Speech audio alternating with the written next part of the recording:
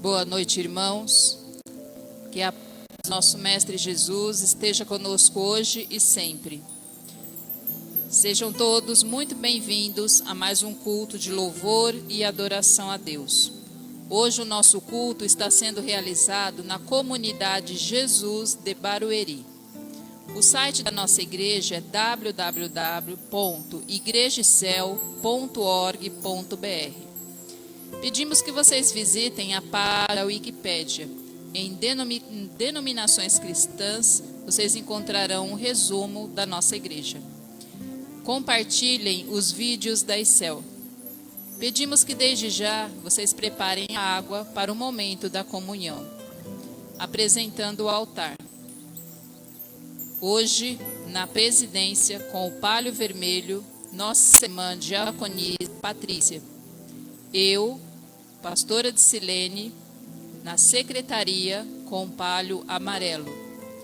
Na zeladoria, com palho azul, nossa irmã diaconisa Raimunda.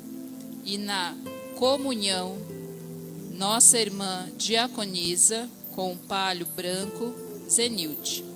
Passo a palavra para nossa Patrícia.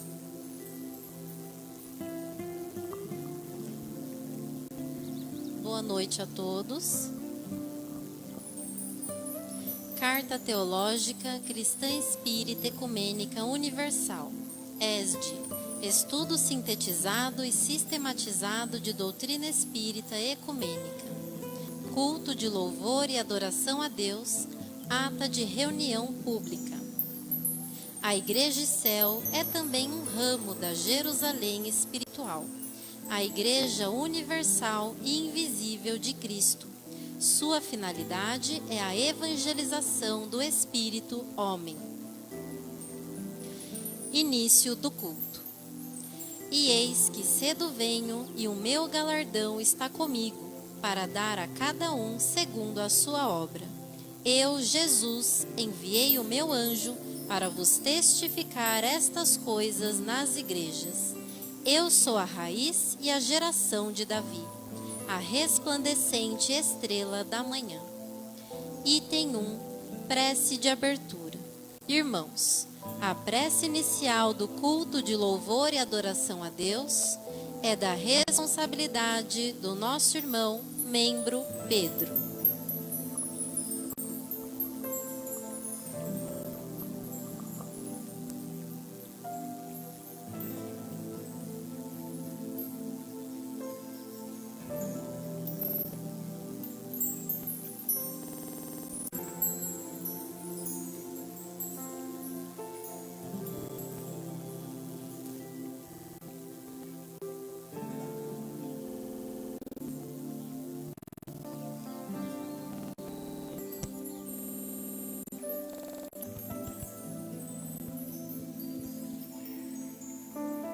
Boa noite a todos.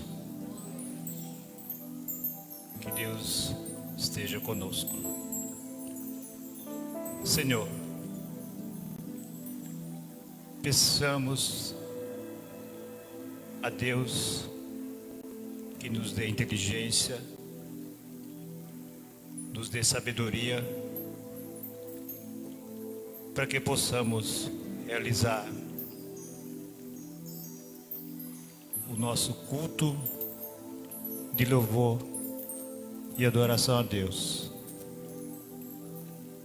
Pedimos a Deus que nos dê muita paz, muita sinceridade, muito amor, muita alegria, e assim tudo que Deus tem de bom para nós, que nós sabemos aproveitar.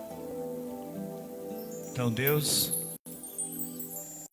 que esse culto de louvor e adoração a Deus seja nós presente, saberemos aproveitar essa oportunidade que Deus nos concedeu.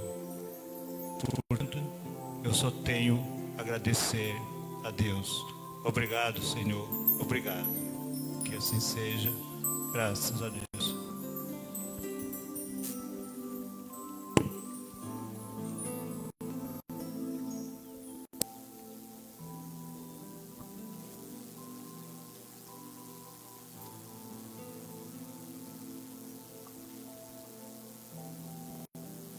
Item 2, canto introdutório. Todos cantam em pé. A música está na página 10 e se chama Pelos...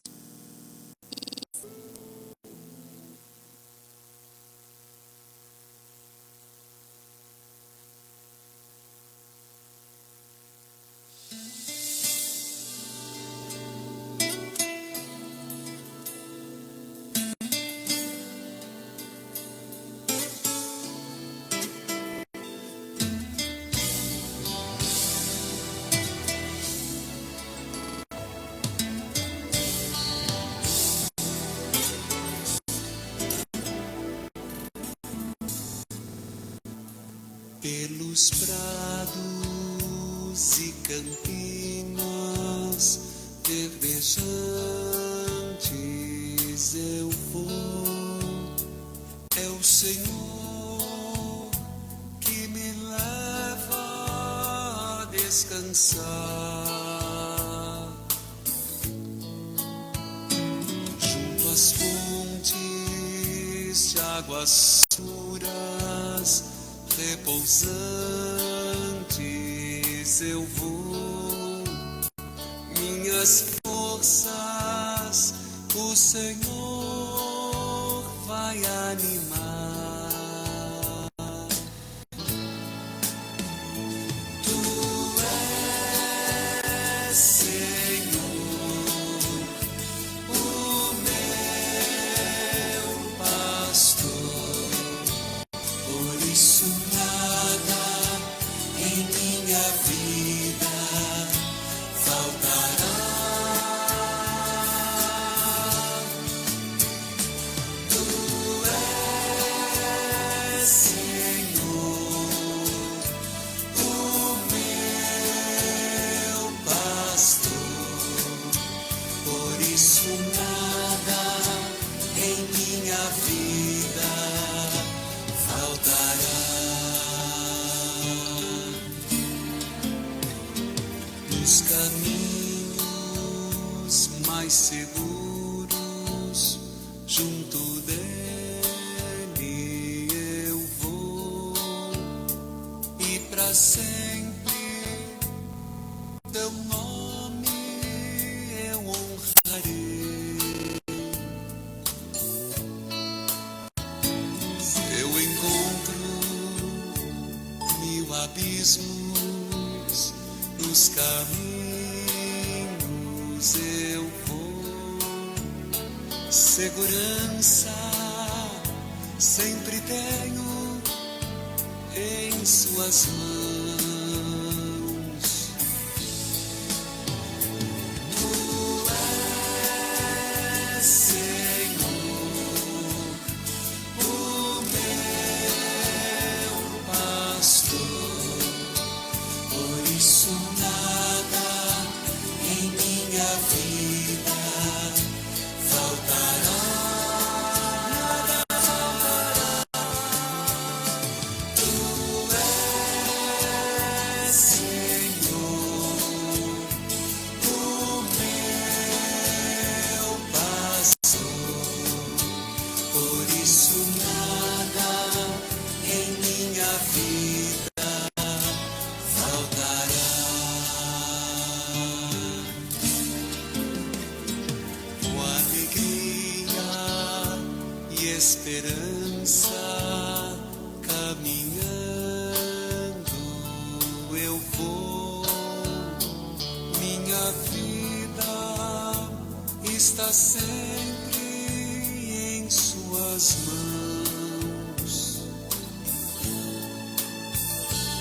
E na casa do Senhor eu irei habitar, e este canto para sempre irei cantar.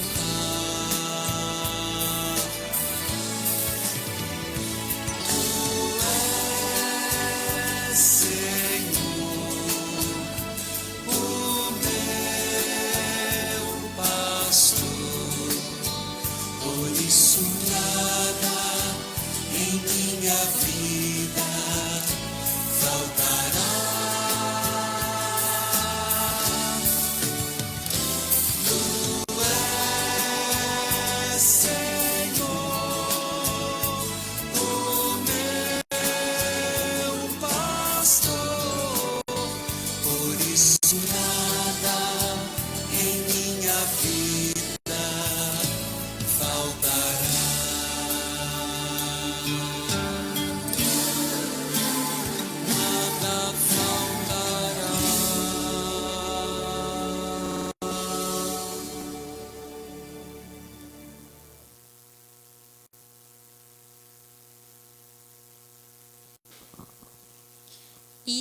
3.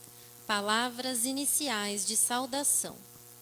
Bem-vindos, irmãos, a este reencontro com Deus, através de Jesus Cristo e dos seus mensageiros superiores, no qual queremos reafirmar nossa fé e o nosso compromisso assumido na pátria espiritual, antes da nossa reencarnação, reunindo-nos nesta renovada Israel espiritual. Deus, onipotente e Criador, nosso Pai Celestial, enviastes a este mundo um dos vossos filhos, Jesus Cristo, ó fundador deste planeta, nosso irmão, mestre e Senhor, para que através dele e da manifestação do Espírito Verdade pudéssemos recordar, conhecer e praticar a vossa lei imutável. Senhor, a vossa palavra com humildade queremos ouvir. Mensagem do apostolado de todos os tempos. Irmãos, aqui reunidos e demais criaturas de Deus, e sendo guiados pelo seu amor, preparemo-nos para receber a sua palavra, anunciada por Moisés, pelos profetas, por Jesus Cristo, pelo Espírito Santo e outros discípulos do Evangelho Eterno, verdadeiros emissários do bem, encarnados e reencarnados, com a fé raciocinada e a razão iluminada. Atenciosamente, com amor, ouviremos.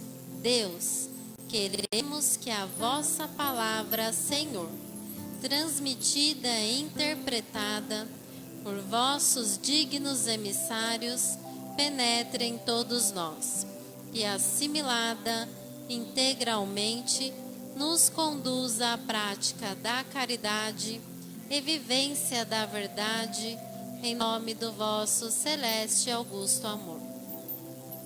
Item 5. Mensagem da Câmara do Preceptor. Irmãos, em nome de Deus, de Jesus Cristo e do Espírito Santo, acolhamos a mensagem de amor, paz, caridade e igualdade, objetivando a unidade espiritual de todos os povos, proclamada pela Ecel, esta nova Jerusalém descida dos céus, através do ocupante da Câmara do Preceptor. A leitura e os comentários são da responsabilidade do presbítero Paulo Henrique. Ouviremos. Deus, Senhor da justiça e da paz, dai-nos vossas bênçãos. Caminhando ao vosso reencontro, alcançaremos os bens espirituais e materiais que nos reservais. Felizes acolhemos os novos céus e esta nova terra, nossa eterna Israel. O tema será efeitos do ecumenismo.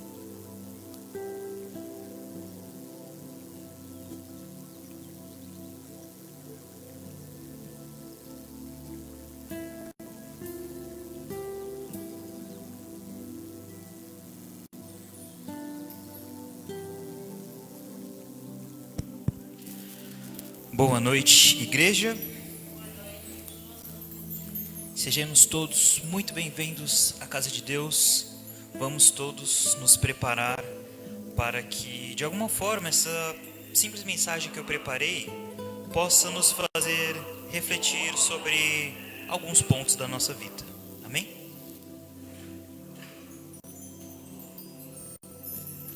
A mensagem de hoje é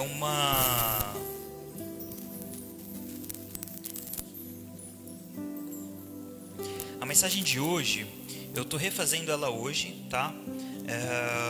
Eu fiz ela também no culto de ontem, caso alguém tenha assistido e quiser se aprofundar um pouco mais, né? Ter uma segunda escuta e aí captar algumas outras coisas.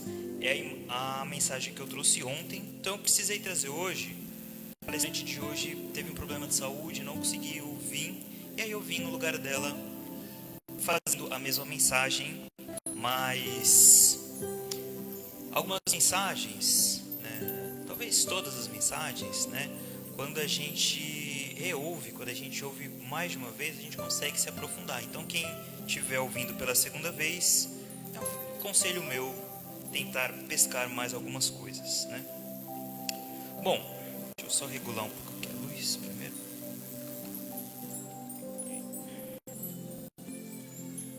Bom, então, como foi apresentado, o tema da mensagem é os efeitos do ecumenismo. Então, assim, nas outras mensagens que a gente conversou, a gente falou um pouco sobre os próximos passos da ICEL, né, aqui na Terra, os próximos passos do ecumenismo, do espiritismo, já adiantei, que é justamente o ecumenismo, né?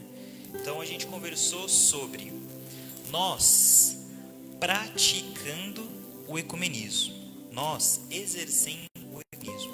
A mensagem de hoje é o outro lado dessa conversa, ou seja, para quem você pratica esse outro, qual que é o efeito nele? Qual que é o efeito nessa pessoa que você pratica o ecumenismo com ela, né? Como é que isso reverbera na vida dela? Então é isso que a gente vai conversar aqui hoje, tá bom? E aí, assim, para a gente iniciar, eu quero deixar uma pergunta no ar, que a gente vai repensar ela lá no final da nossa conversa, que é o seguinte: se a gente for parar para pensar, há coisa de 2000 anos atrás, mais ou menos, a gente via Deus como um ser muito rancoroso, muito punitivo, um ser que se assemelhava muito às características humanas até. 2000 anos depois, a gente, cristão, espírita, ecumênico, descreve Deus como infinita bondade, infinita justiça, causa primeira e criadora de todas as coisas. Certo? Isso 2000 anos depois. Mas a pergunta que eu deixo é: como é que será que a gente vai ver Deus daqui a 50 mil anos? Daqui a 100 anos? Porque com certeza a gente não vai ver Deus da mesma forma. A gente vai descrever Deus e pensar Deus de uma outra forma.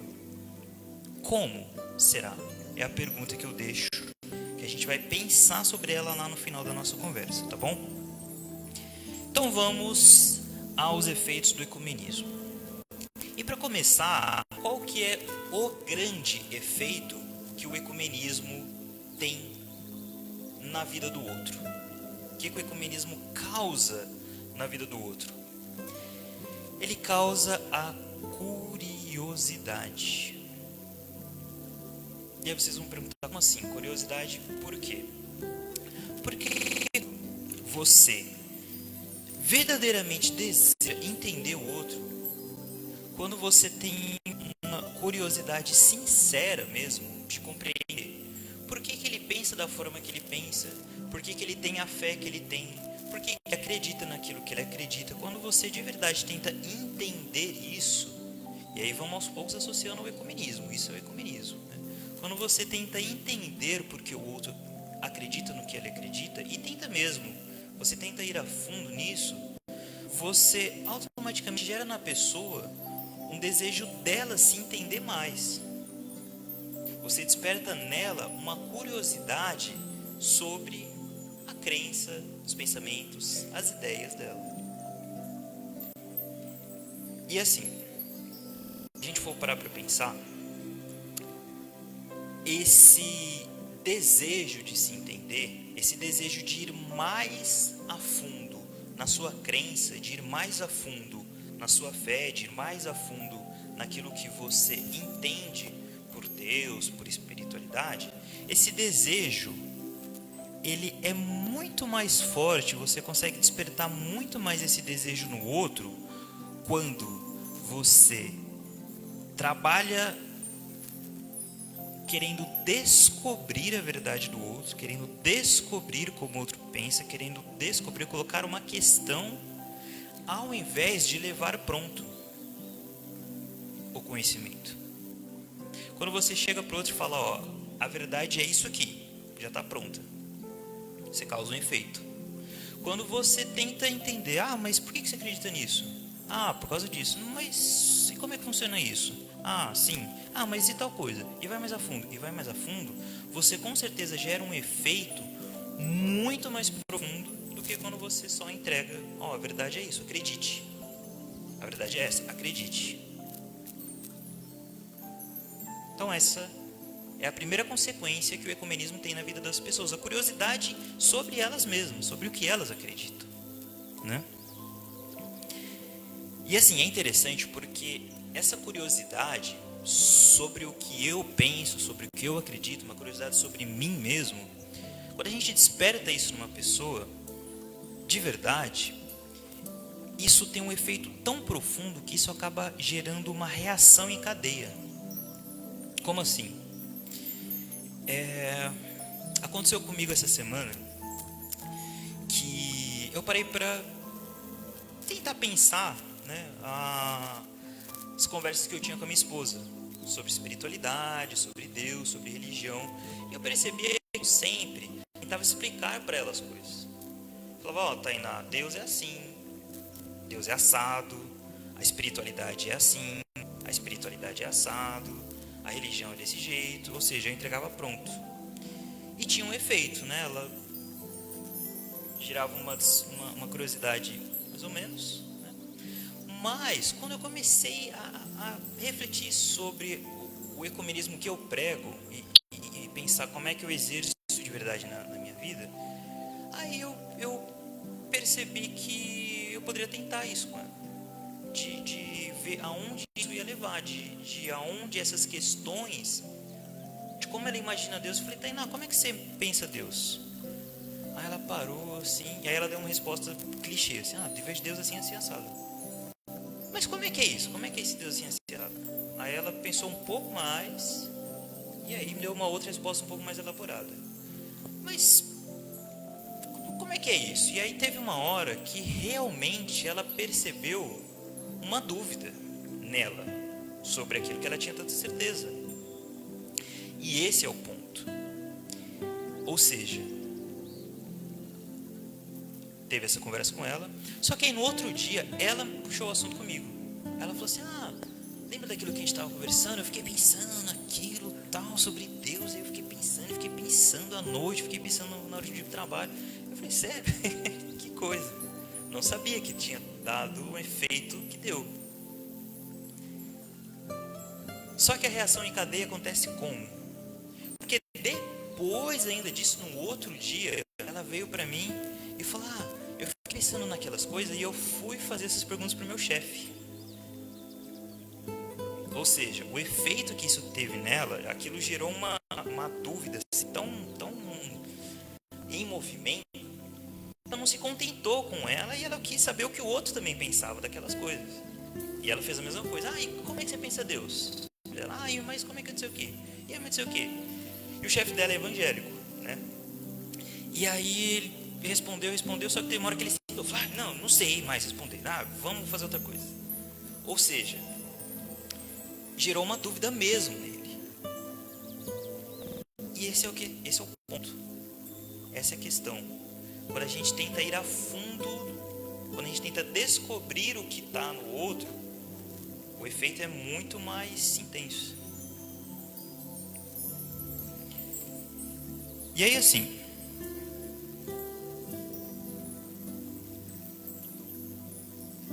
você quer tentar fazer isso?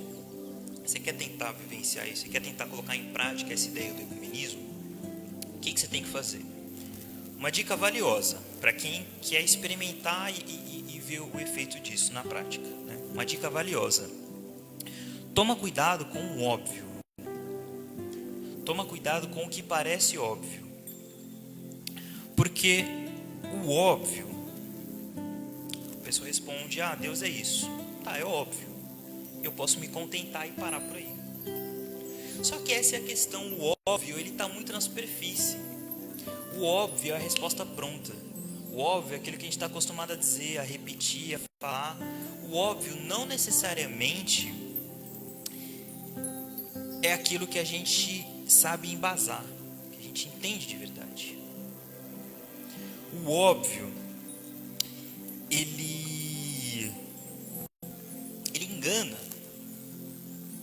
Porque se está na superfície, a gente tende a entender que a gente sabe. Só que para um ecumênico, para uma pessoa que se interessa em praticar o ecumenismo, o diálogo entre as religiões, o óbvio não pode bastar. Porque a verdade, ela sempre está mais a fundo. Sempre está mais a fundo. E assim, vamos pensar em uma importantíssima para a vinda do Espiritismo aqui na Terra. Um predecessor do Espiritismo, isso está lá na doutrina espírita, né? Quem foi um dos predecessores da doutrina espírita? Sócrates. Sócrates fazia exatamente isso que eu estou falando aqui agora. Esse filósofo Sócrates, ele fazia isso. Quando ele ia conversando com as pessoas, ele perguntava assim: Raimunda, o que é o amor, Raimunda? Aí a Raimunda me dizia: o amor é isso, isso e isso. E aí Sócrates perguntava: tá, mas isso não se aplica a todas as situações. Então isso que você me falou não se aplica nessa situação. E a pessoa: é verdade. Então o amor é isso, isso e isso, e isso, isso e isso. E o Sócrates pensava: tá, mas isso se aplica aqui, mas e nessa situação não se aplica. A pessoa: é verdade. Então Sócrates ia perguntando, e chegava uma hora que a pessoa percebia que o que ela achava que sabia, ela não sabia. Aquilo que ela tinha tanta certeza que ela sabia, ela percebe: opa, verdade, eu não sei mesmo. Por quê? Porque para o Sócrates, o que era óbvio para todo mundo, para ele não era óbvio. E era isso que fez Sócrates ser quem ele foi. Não se deter no óbvio. Essa é uma dica valiosa para quem deseja seguir esses passos do ecumenismo. Não se detenha ao óbvio. Tá, Sócrates, filosofia, um tanto distante da gente. Mas vamos pegar um exemplo aqui que está mais próximo. Um exemplo que está na raiz do cristianismo. O próprio Cristo. Cristo fazia exatamente isso que eu estou fazendo aqui agora. Que eu estou dizendo aqui agora. Aí vocês vão perguntar: como ele fazia isso? De que maneira? Tem passagens na Bíblia que Jesus está caminhando, né, indo lá de um ponto a outro, de uma cidade para outra, e de repente uma pessoa começava a seguir ele. E quando essa pessoa começava a seguir ele, o que Jesus fazia? Ao invés dele comemorar: opa, consegui mais um discípulo, ótimo, está crescendo a minha seara, está crescendo o meu povo. Ao invés dele comemorar, não. Tem passagem que ele vira para essa pessoa e pergunta: o que você está buscando? O que buscais? Então quer dizer, Jesus, ele... Vamos imaginar essa cena, né? Você viu o Cristo, o Mestre, fazendo milagres, trazendo mensagens que tocam o coração, e você pensa: vou seguir o Mestre, vou seguir o Cristo, vou seguir essa pessoa. E você vai lá todo confiante seguir Cristo.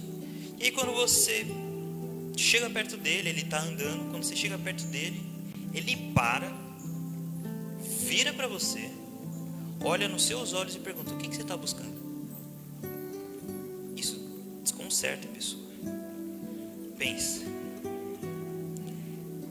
É o que Cristo fazia você pensar. Pense o que você está querendo. Você sabe o que você está fazendo? Você sabe o que você está buscando? E assim, eu acredito até que na prática mesmo, lá na vivência com as pessoas, ele talvez fizesse até mais assim, essas perguntas, essas indagações, talvez ele fosse até mais a fundo. É porque na Bíblia, nessa descrição poética, nessa descrição mais objetiva, não tem uns diálogos assim todos extensos, né? Mas eu acredito sim que Jesus, com certeza, nessa passagem, isso deixa claro como ele fazia isso. E aí assim, gente,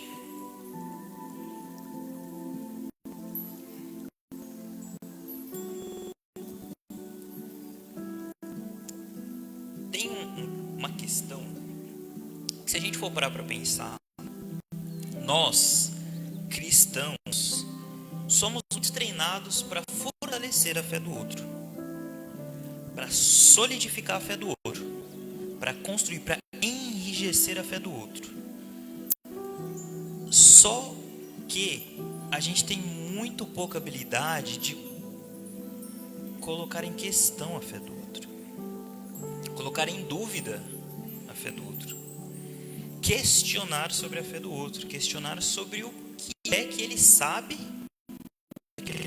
aquilo que ele... Se a gente for parar para pensar, nós somos treinados para enrijecer, não para colocar em dúvida, não para colocar em questão a fé do outro. Só que vamos entender que quando eu digo colocar a fé do outro em questão, eu não estou dizendo no sentido de desacreditar, de contrariar, de negar. Colocar em questão no sentido de colocar em reflexão, colocar em pensamento, colocar algo que antes estava no campo do óbvio para um campo de algo mais profundo. E guardem essa palavra, profundo. Guardem essa palavra, superficial. Porque a gente vai voltar nela algumas vezes. Essa palavra vai ser muito importante. Então, assim, agora eu vou fazer uma pergunta, só que aí só vale responder quem não estava no sábado, certo? Quem não estava no sábado tenta responder. Uma daquelas minhas perguntas que eu jogo para vocês: tem um momento específico na Excel que você tem que ouvir o outro, não falar, você ouvir o outro, tentar entender o outro, tentar entender os motivos do outro, e nessa sua escuta transformar o outro. Isso está previsto no estatuto, inclusive. Então a pergunta é: qual que é esse momento que você tem que ouvir o outro? Quem arrisca? Quem quer dar um palpite? Quer dar um chute? Nossa, certeiro! O momento da entrevista. O momento da entrevista, perfeito. O momento em que você tem que compreender os motivos daquela pessoa fazer esse ato, fazer essa escolha. E assim, é muito importante que as entrevistas da Excel, elas se aproximem cada vez mais disso que eu estou propondo aqui. Por quê? Se a gente for parar para pensar, atualmente nas nossas entrevistas, a gente faz muito mais na entrevista esse outro lado, esse lado de fortalecer a fé, de inspirar, de motivar, do que colocar em questão, do que aprofundar o porquê, do que aprofundar as razões dessa escolha, aprofundar mesmo. Porque assim, o entrevistador tem que ser uma pessoa não que faz um discurso, mas um que faz perguntas. Porque assim, é uma crítica construtiva, tá? Que eu estou fazendo pra gente. Se a gente for parar para pensar, tem entrevistas em que o entrevistador, aqui da Excel, né? Que o entrevistador fala 80% da entrevista, às vezes 90% da entrevista.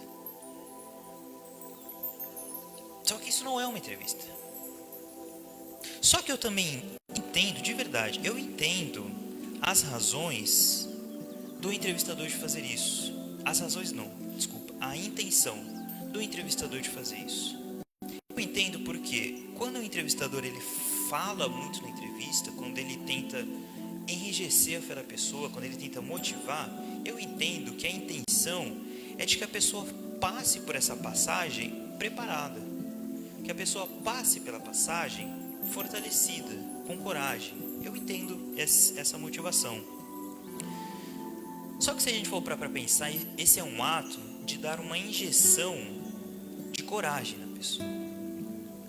Só que se a gente está falando dos efeitos do ecumenismo, o efeito dessa injeção é inegável. Com certeza a pessoa vai ficar motivada depois da entrevista. Só que esse efeito, ele vai durar quanto tempo será? E essa é a questão. Essa é a importância da entrevista. Eu também entendo o medo até do entrevistador de não ir tanto a fundo assim no que a pessoa acredita, no que ela pensa, porque você pode deixar até a pessoa meio em dúvida. Dependendo do até onde você vai com as perguntas, você pode deixar até a pessoa meio balançada. Só que a entrevista só serve para isso. É esse o objetivo da entrevista. O objetivo da entrevista é realmente ir no fundo, no cerne do que a pessoa pretende, do que a pessoa tenciona, de onde a pessoa está estruturando, apoiando essa escolha.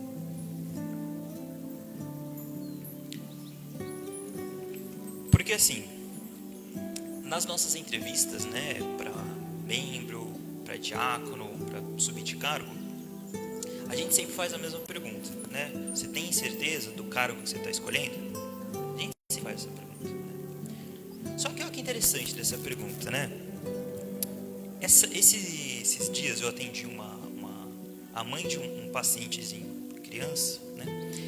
Que ela me fala que o filho dela de repente mudou de comportamento, do nada. Ele era uma criança assim muito tranquila, muito obediente, muito carinhosa, e de repente mesmo, de maneira brusca, ele começou a ficar agressivo com ela, se opor a ela, desobediente, ia contra tudo que ela falava. Ele parecia que estava marcando território assim. E aí eu sondando o que tinha acontecido nessa época e tal, descobri que ela tinha começado a namorar bem nessa época, né? Ela trouxe um padrasto para a vida desse menino.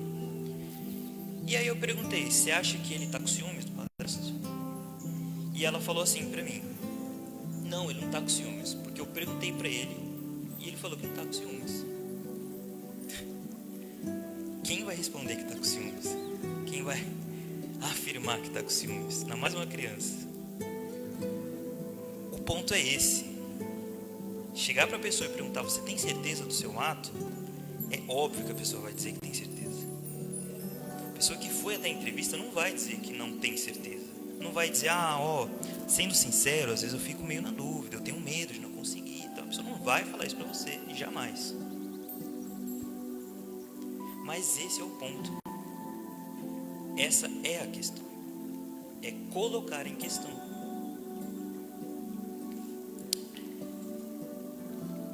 Porque vejam, é óbvio que a pessoa vai dizer isso, só que o óbvio engana. O óbvio nem sempre é a verdade. O óbvio, ele tem esse poder de iludir a gente às vezes. De iludir, acreditando que entendemos, que sabemos, que temos certeza do que estamos dizendo, pensando. E assim, uma outra coisa pra gente pensar, né? Certa vez eu fui orientar uma pessoa que ia fazer entrevista, que ia entrevistar, né? Então o entrevistador estava passando por orientação comigo, né? Eu estava passando algumas dicas para a pessoa, e aí esse entrevistador estava super nervoso, né? Não vou dizer se é ele ou se é ela, né? Mas ele estava muito nervoso. Eu falava, eu não sei o que eu vou falar, o que eu vou dizer para a pessoa, o que eu conto, o que eu digo, o que eu falo. Eu falei, você nada, você não fala nada, só quem fala é a pessoa. Só o que você tem que fazer é tentar entender a pessoa, tentar entender as razões da pessoa. Se ela falou alguma coisa e não ficou muito claro, pergunte, e pergunte mais. É só isso que você tem que fazer. Quem vai dizer é o entrevistado, não o entrevistador. Essa é a questão.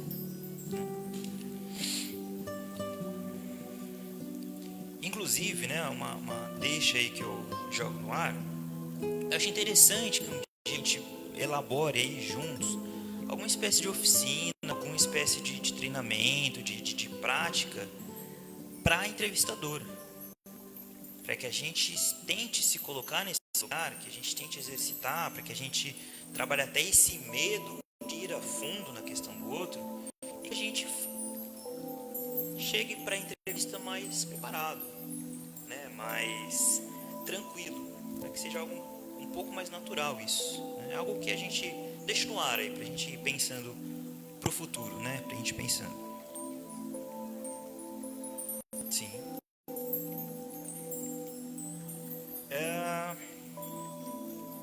E agora um outro exemplo, interessante que acontece comigo.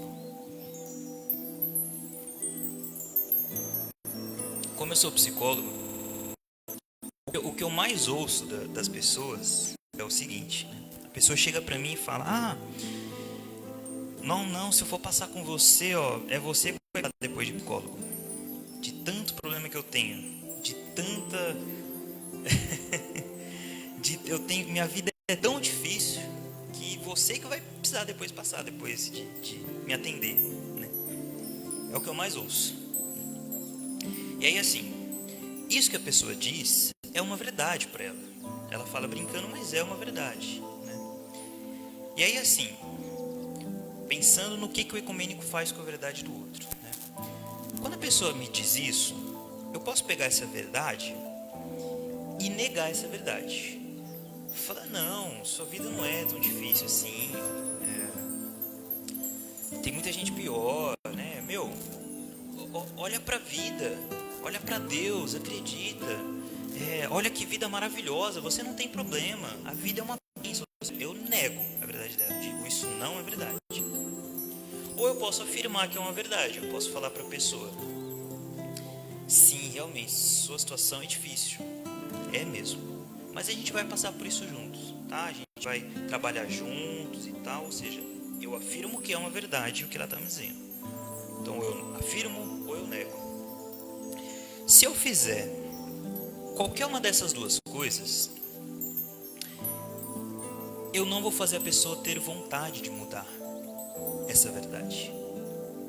Se eu afirmo a verdade, ou se eu nego que é uma verdade, o que ela diz, eu faço a pessoa não ter vontade de transformar isso. Mas, se eu pego essa verdade, faço e trabalho de maneira diferente com ela, vão associando isso ao ecumenismo, tá? Se eu pego a verdade do outro e eu faço isso aqui, ó, prestem atenção. Eu vou fazer um teatrinho aqui só para vocês imaginarem, tá? Porque na clínica, às vezes isso demora meses para acontecer, isso que eu estou fazendo em uma fala, tá? Mas só para vocês terem uma noção, a pessoa me traz essa verdade, eu posso dizer o seguinte, ó: nossa, isso que você está me falando, a maioria dos meus pacientes me fala dessa fantasia de que vai mexer comigo de uma forma que eu vou ficar sem controle. 80% dos meus pacientes me falam dessa fantasia de tocar o meu íntimo de uma forma assim. E é interessante isso que você está me dizendo, mas essa vontade, esse desejo de ser tão importante assim na vida do outro, o que você pensa disso? O que eu fiz nessa fala? Eu nem disse que é mentira, nem disse que é verdade. Eu peguei o que ela me disse, dei uma forma para essa verdade e devolvi em forma de questão. O que você acha disso aqui? Eu não disse o que eu acho, eu quero saber o que ela acha. O trabalho do ecumênico é esse. Nosso trabalho não é dizer se o que a pessoa está dizendo é verdade, se é mentira. É dar uma forma para o que ela diz e querer ir mais a fundo, querer entender isso. Porque se você nega a verdade dela, se você afirma a verdade dela, você faz a pessoa continuar apegada àquilo, ela não vai soltar isso. Se eu falo: não, você não está passando por problema, aí é que ela vai se apegar mesmo. Mas, se você, a pessoa, justificar os seus atos, justificar as suas escolhas, justificar os seus pensamentos, aí sim você faz a pessoa se transformar nessa verdade.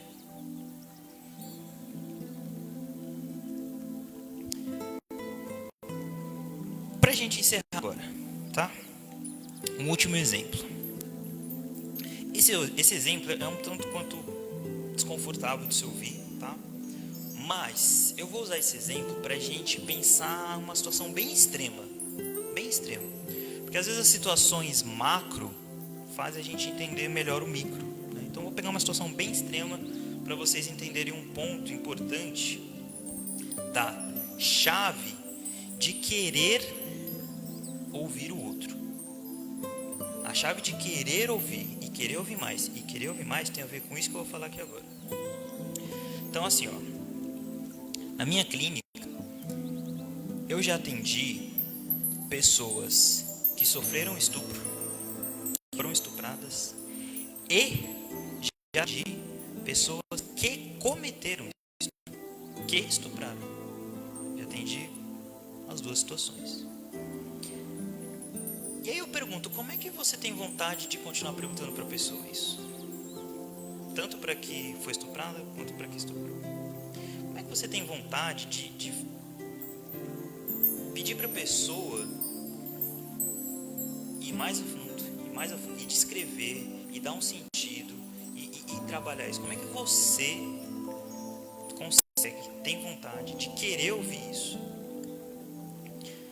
O segredo é que a chave do querer ouvir, diante da pessoa que está ali me contando isso, não é o Paulo que está ali, não é o Paulo Henrique casado com uma mulher conversando com uma pessoa que cometeu estupro, não é o Paulo Henrique, filho de uma mulher, que está ali conversando com uma pessoa que cometeu estupro ou que sofreu estupro.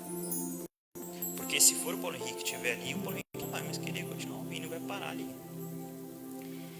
Quem tem que estar ali na frente da pessoa é um analista com desejo de que a análise continue. E que a análise continue. E que a pessoa continue se analisando. Quem tem que estar ali é uma pessoa com desejo de que a análise continue. Um analista. Desejo de analista. Então assim, numa situação como essa, o que eu penso sobre a pessoa, sobre o que aconteceu com a pessoa, não interfere e não vai interferir em nada na transformação dela do que ela passou. O que vai transformar essa pessoa é essa análise. Então eu posso garantir para vocês duas coisas. A primeira, né? Essas pessoas que passarem análise comigo com essas situações, por eu ter mantido esse desejo de análise até o fim, porque podia chegar uma hora que eu ia falar, não tá dando mais, vou te caminhar para outra pessoa e tal, né? Mas o fato de ter levado esse desejo de análise até o fim da análise dessas pessoas, isso causou a transformação dessas pessoas. A transformação, pelo menos, do que esse ato representa para elas. Do que elas pensam sobre isso. Essa é a primeira coisa.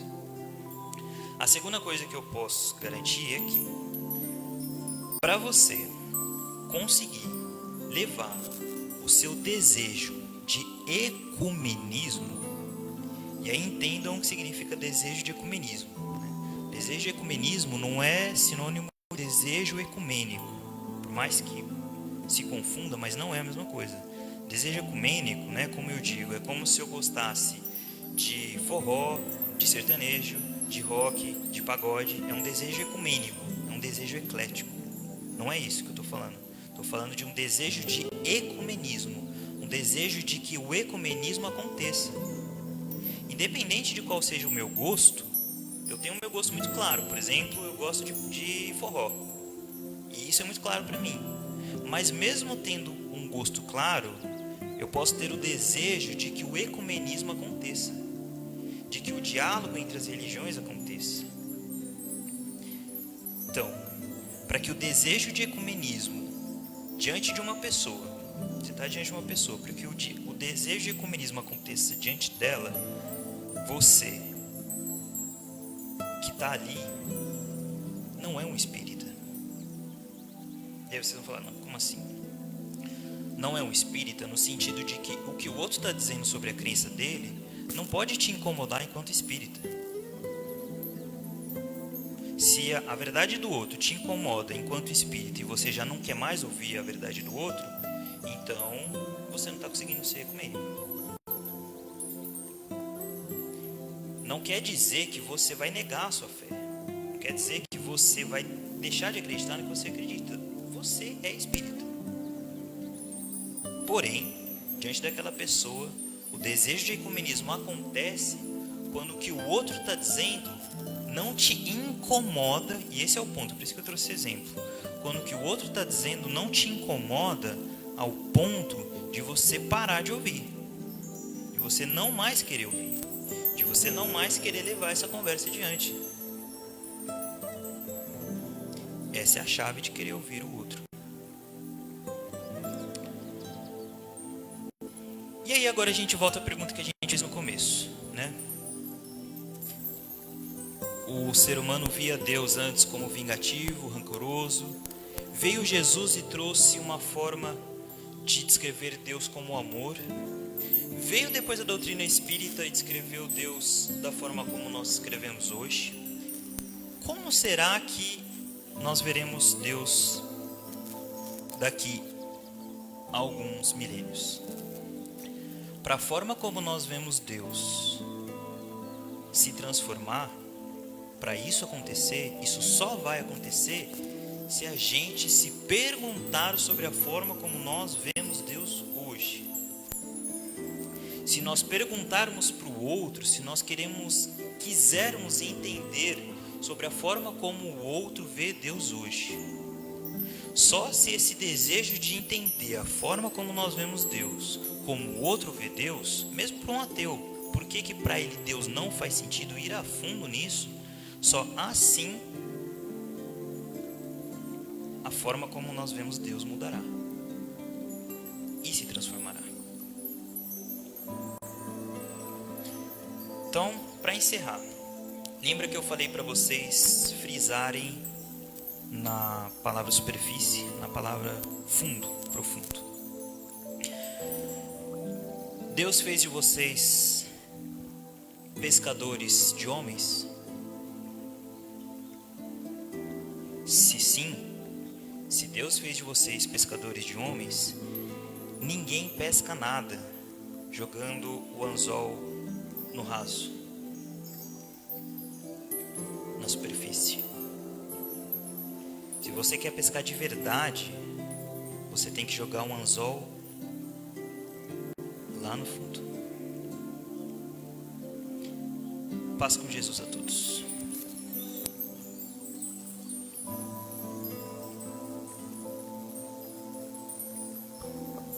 Obrigado, irmão, pela mensagem. Que Deus te abençoe.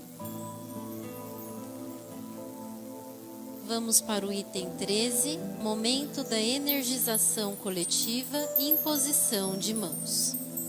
Irmãos, em nosso benefício neste momento de amor e luz, de pão e esperança, preparemo-nos para receber mais bênçãos de Deus, por meio de Jesus Cristo e de seus celestes enviados. Esta tarefa está sob a responsabilidade da diaconisa Raimunda. Neste, como em todos os momentos das nossas vidas, se realize e se cumpra a vossa soberana vontade, ó Deus. Confessamos nosso arrependimento pelo cometimento das nossas ofensas. Também declaramos aceitar e seguir a Jesus, vosso Cristo, e ao Espírito Santo, confirmando-nos no batismo e na fé, para o serviço do teu reino. Que vosso Sagrado Espírito esteja sobre nós, ó Pai amado. Item 14, Comunhão Cristã Espírita Ecumênica. Momento das vibrações. Irmãos, Jesus Cristo pôs-se à mesa com os discípulos e disse-lhes: Desejei muito comer convosco esta Páscoa antes que padeça. Tomando o cálice e havendo dado graças, tomando o pão e havendo dado graças, partiu e deu-lhe, dizendo: Fazei isto em memória de mim. Irmãos, na esperança da segunda vinda de Cristo e em atendimento ao pedido do nosso amado irmão e mestre, nós, cristãos espíritas ecumênicos, num ato de íntima e também comunitária comunhão de pensamentos, relembrando aquela santa ceia, reunião de amor naquele cenáculo humilde, doemos agora todos os nossos irmãos e demais criaturas e criações de Deus, o que de melhor e mais puro em nossos espíritos existir, auxiliando de boa vontade a pastora Dicilene, responsável pela direção desta espiritual tarefa. No item 15, distribuição do pão e da água, livro de vibrações, está na responsabilidade da diaconisa Zenilde. Público em completo silêncio, pensamentos enobrecidos e sintonizados na atividade. O altar fará a imposição de mãos.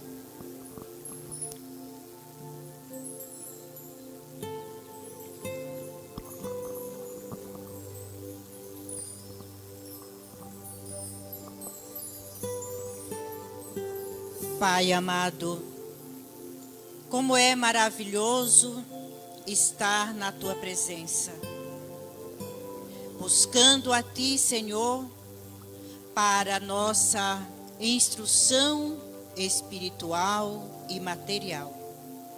Sabemos, Pai, que estamos neste corpo para aprender enquanto alma e espírito tudo o que for para a nossa evolução. Neste culto, Pai, aprendemos sobre a Sua bondade, a Sua sabedoria, a caridade, o amor, a solidariedade, uns para com os outros. Esse é o ponto em que todos nós, Teus filhos, como cristãos espíritas, devemos buscar em Ti. E é nesse culto e outras reuniões que nós devemos estarmos atentos para os aprendizados. Pois desde que quando chegamos aqui hoje, Pai, recebendo os fluidos espirituais, dos especialistas espirituais do mundo espiritual e do mundo material. Obrigado, Pai. Obrigado por tanta bondade que tem para com todos nós, os Seus filhos. E ter mandado o Seu Filho amado Jesus para nos ensinar a amar primeiramente a nós mesmos, ser caridoso com nós mesmos, para poder ir de encontro com aqueles que precisam. E assim sendo, Pai, nós te rogamos as bênçãos do amor, da caridade, da perseverança para nós mesmos. E neste culto, como apresentantes do Teu Filho amado Jesus, queremos te louvar e te agradecer por tanto amor. Graças a Deus e obrigada, Pai, por esse momento tão sublime, tão iluminado, espiritualmente e materialmente. Graças a Deus.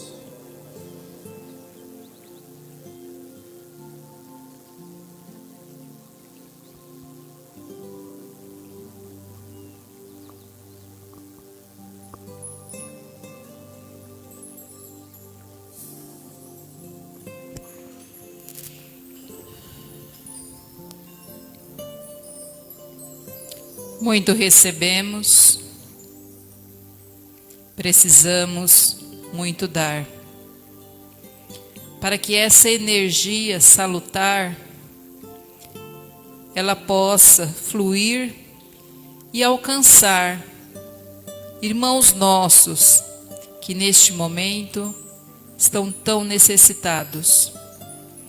Energia que sobra em cada um de nós e que pode até nos fazer mal, mas para o nosso irmão neste momento é fundamental que ele receba para que ele possa se fortalecer.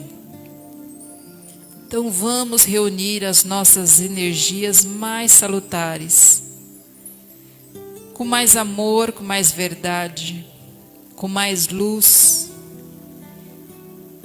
E vamos dedicar aos nossos irmãos que se encontram nos orfanatos, nos asilos, muitos sem esperança de dias melhores, que eles possam receber esses fluidos energéticos, restabelecendo a sua forma de pensar, de agir, ganhando ânimo, força e vitalidade para continuarem com alegria a vida que Deus lhe deu. Vamos dedicar as nossas energias aos nossos irmãos que se encontram nos hospitais. Sabemos que muitos em situação precária, por conta da falta de caridade dos homens. Senhor, te pedimos que através da tua misericórdia possa compensar toda a falta de amor e de caridade de nós aqui na terra e recompensa, Senhor, os teus filhos que estão necessitando de auxílio, de médicos, de enfermeiros abnegados, que possam amenizar suas dores, seus sofrimentos, e que eles possam, através do tratamento físico e espiritual, receberem a cura necessária. Vamos vibrar pelos nossos irmãos que se encontram, Pai, perdidos nos vícios, os mais diversos, sofrendo e fazendo seus irmãos penarem junto com eles. Que eles possam, Senhor, reunir em si mesmos a força necessária e com tua ajuda, Pai, que eles possam conseguir vencer o vício, dizer não, e terem a coragem de seguir adiante, mesmo vencendo todas as tentações que aparecerão no caminho, mas acreditando em Ti, buscando forças em Jesus, nosso Mestre, para que possam virar essa página definitivamente de suas vidas. Enfim, Pai, abençoa, ilumina e protege a todos os teus filhos necessitados. Abençoa, Senhor, e fortalece os membros da Igreja e Céu, principalmente aqueles que mais necessitam, para que possamos trabalhar juntos nesta seara bendita que Tu preparastes para cada um de seus filhos. Abençoa, Senhor, a todos eles. Abençoa, Senhor, também o pão e a água. Que ela possa, Pai, servir de remédio o corpo e para o espírito, nos fortalecendo, nos direcionando para o caminho sempre da luz e da verdade. Que o nosso Mestre Jesus esteja conosco hoje e sempre. A bênção pastoral a todos em nome de Jesus. Que assim seja, graças a Deus.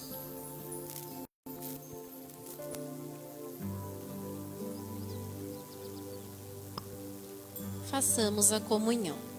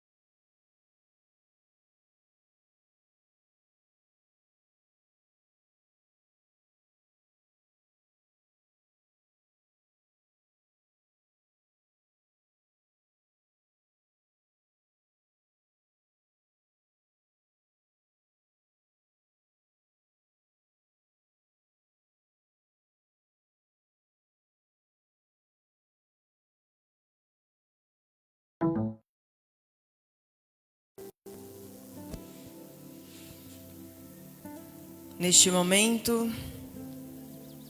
queremos agradecer a Deus. Como nosso irmão membro Pedro pediu na prece de abertura sabedoria a Deus, que com amor, com verdade, a gente ia participar do culto de louvor e adoração a Deus. Isso foi realizado em nome de Deus, em nome de Jesus Cristo e da Falange Consoladora.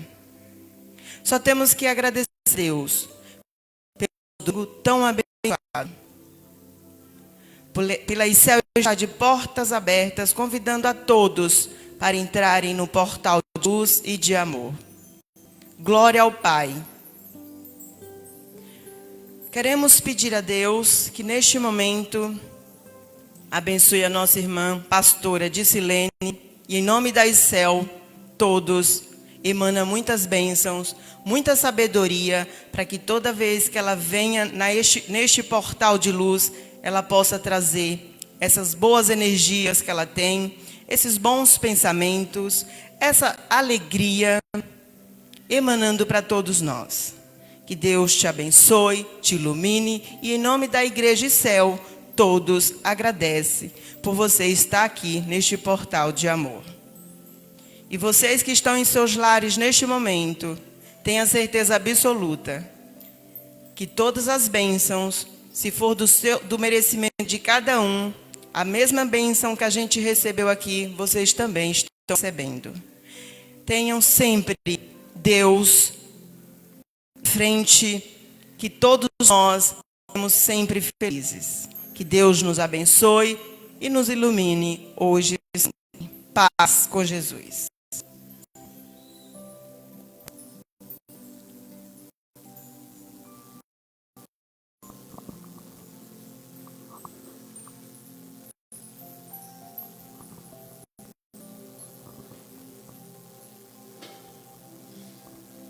Esse é o momento de passarmos o palio, e eu passo o palio para dirigir o próximo culto para a diaconisa Zenilde.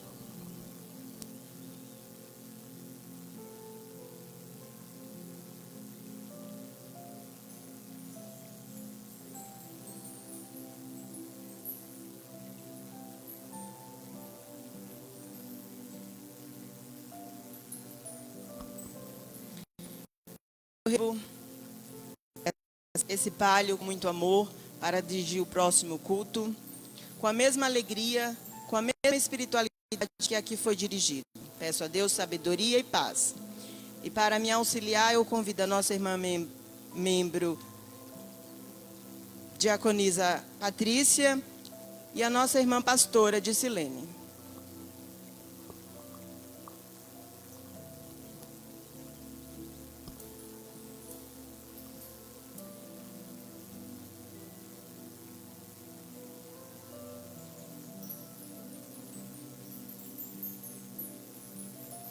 Com o altar formado, iremos para o item 26. Saudação da paz. Irmãos, unidos sob a proteção de Deus, de Jesus Cristo, de o Espírito Santo e dos nossos anjos guardiãs, saudemo-nos e expressemos nossa paz com Jesus. E assim o fazendo sigamos, tranquilos, perseverantes, instruindo-nos, amando-nos, labutando, confiantes na promessa divina, orando e vigiando. Graças a Deus. Agradecemos a participação de todos. Tenham todos um bom final de domingo e uma semana abençoada. Aqueles que estão trabalhando na segunda-feira, bom trabalho. Aqueles que estão desempregados, peça a Deus força, persevere no bem, que com certeza portas de emprego se abrirão. Paz com Jesus.